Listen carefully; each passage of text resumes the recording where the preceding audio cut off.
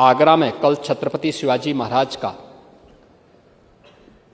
जन्मदिन था। हमारे मंत्री, उच्च शिक्षा मंत्री जो उनको आप स्मरण कर रहे थे, उसी कार्यक्रम में थे। हम लोगों ने आगरा के अंदर जो कभी मुगल शासकों ने हिंदू बहन और बेटियों की इज्जत के साथ खिलवाड़ करने के लिए मीना बाजार बनाया था, वहाँ एक मीना कोठी भी थी। हम लोगों ने इसको पूरे अपने उसमें ले लिया है और हम वहाँ पे छत्रपति शिवाजी महाराज का भव्य स्मारक बनाने जा रहे हैं।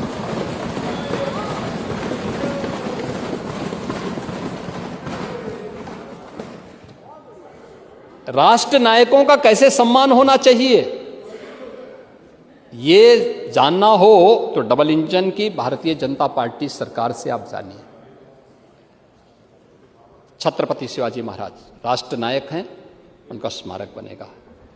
आप लोग अभी भी उसी गुलामी की मानसिकता से जी रहे थे, सरकार का पैसा और आगरा में मुगल म्यूजियम।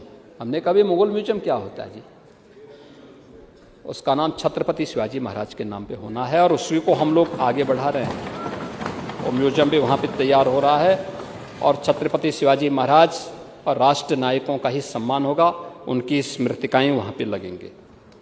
उन कार्यक्रमों को हम आगे बढ़ाने जा रहे हैं। इसके साथ ही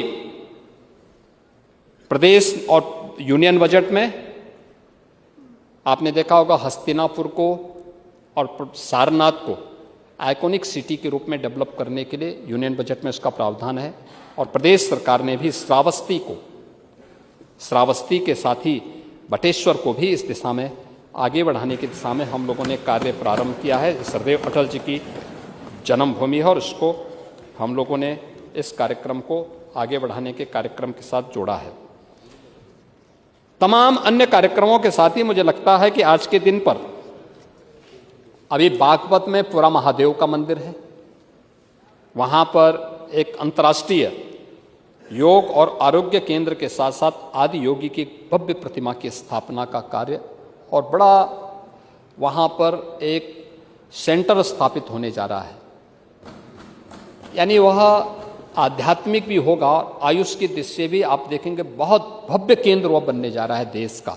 और एक पुरा महादेव में बागपत के अंदर हम लोग इस कार्य को पीपीपी मोड पर आगे बढ़ाए हैं। अयोध्या धाम में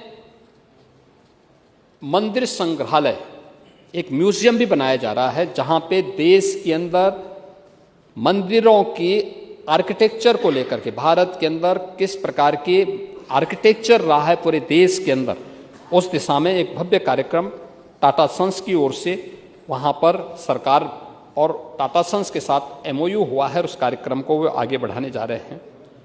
इको टूरिज्म बोर्ड के माध्यम के साथ भी हम कार्य आज प्रदेश के अंदर तेजी के साथ काम करा चुके हैं।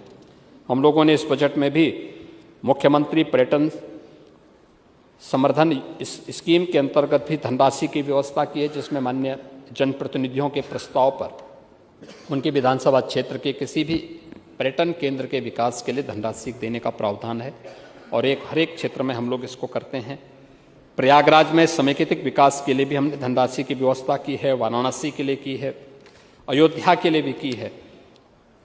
और इसके साथ ही अन्य तमाम हम लोगों ने जो तीर्थ विकास क्षेत्र बनाए हैं, अयोध्या, नैमिषारण्य, बिंदु क्षेत्र, ब्रज तीर्थ विकास परिषद, इन सभी के लिए भी हम लोगों ने व्यवस्था की है।